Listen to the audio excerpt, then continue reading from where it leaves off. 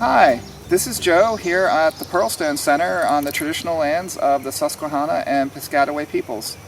And one of the questions I'm asked is, okay, so how do we actually gather from the land? And so I want to give you a couple examples. Right over here is a plant called milkweed. And this is a plant that's a really nice edible that we have. And a few years back when we started forest school, there was just a couple of these milkweed plants here and a few dogweed plants. And we started gathering these plants. And we didn't gather too much because this plant is really important for the monarch butterfly. The monarch butterfly depends on this plant.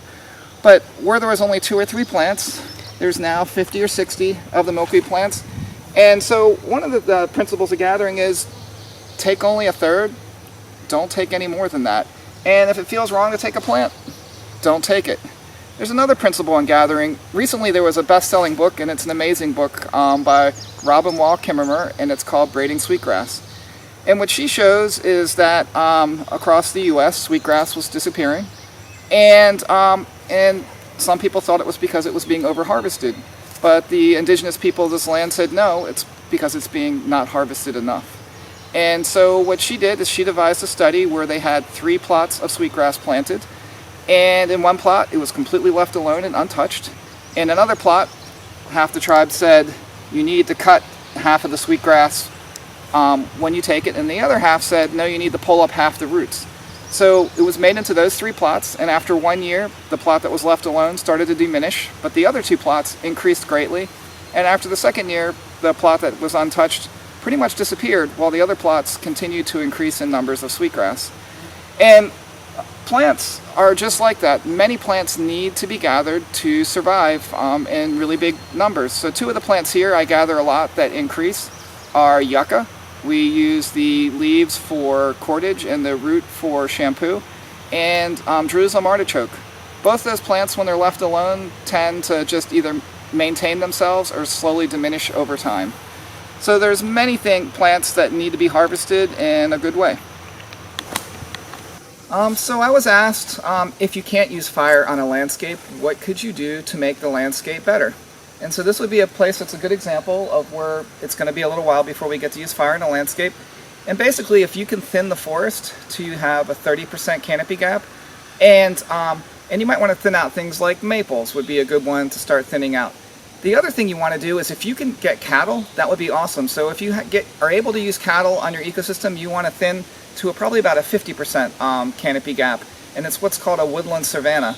And you can also add some of the correct type of seeds for forage. If you're going to plant in an ecosystem, adding plants that produce lots of food or trees that produce lots of food are ideally what you want to do. So there's some great studies using cattle. There was a study across I think on the eastern side of the U.S. where they looked at pollinator groups. And they looked at some of the 6 most pristine wilderness areas, and they found most of the pollinator groups in that study, but they couldn't find all of them, and in many of the groups they were really low numbers. But when they went to Joel Salatin's Polyface Farms, they found all the pollinator groups present in huge numbers, and he just uses lots of animals on his farm. And so there's going to be more and more studies now. I think Savory Network is a good source to look at. But using animals in your ecosystem is a great way if you can't use fire to help restore it. And ideally, using fire and animals is your best bet. So one of the ways you can't go wrong in the environment is by creating habitat. And some things are pretty easy to do habitat. You can have a class on making bluebird houses or a mason bee house, as you see in the photo in front of you. Or in this case, we made a beautiful vernal pool with the forest school class. And you can see how it's full of tadpoles that are out here. One of the mistakes that we made with this is something that we didn't know about at the time for this, is something called a Keystone Species, which is something that we learn a lot about, but we added minnows in from the creek. And if you look at our lake has lots of submerged grasses called SAVs, or submerged aquatic plant vegetation.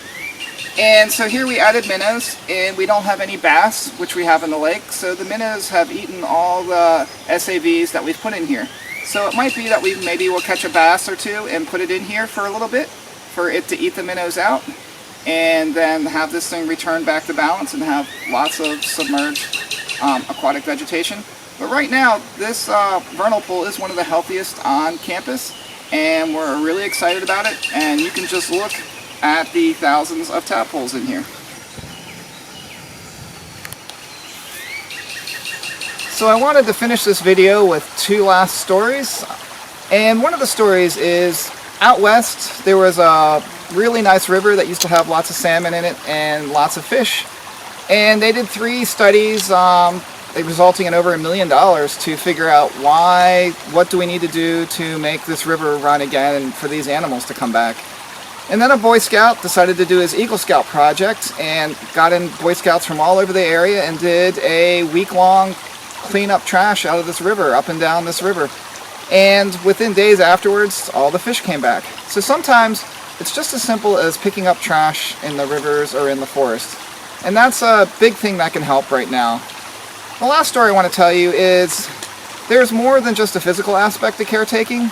About 10 years ago, the Kogi people came to California and they said, hey, there's something out of balance at this spot, and you need to do a ceremony or tell people who can do these type of ceremonies to be here to bring it back into balance.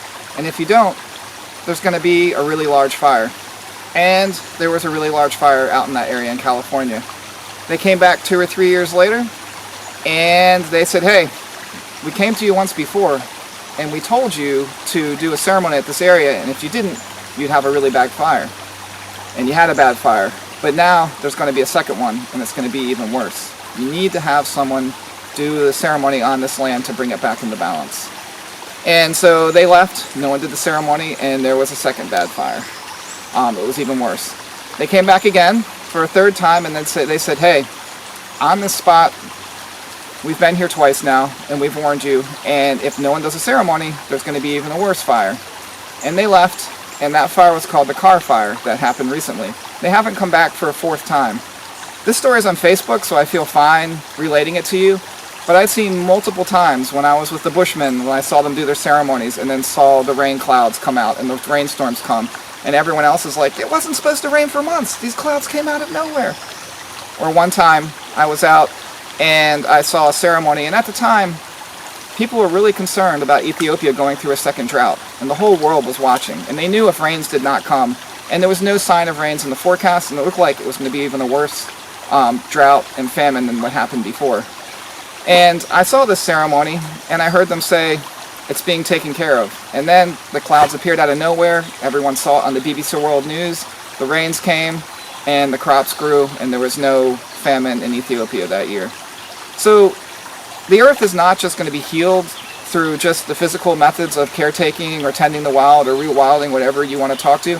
There is an interplay of co-creation that we need to learn about, and by spending time or learning from some native elders, or just we need to recovenant with the land, and that's how our future is going to move forward in a really bright and beautiful way.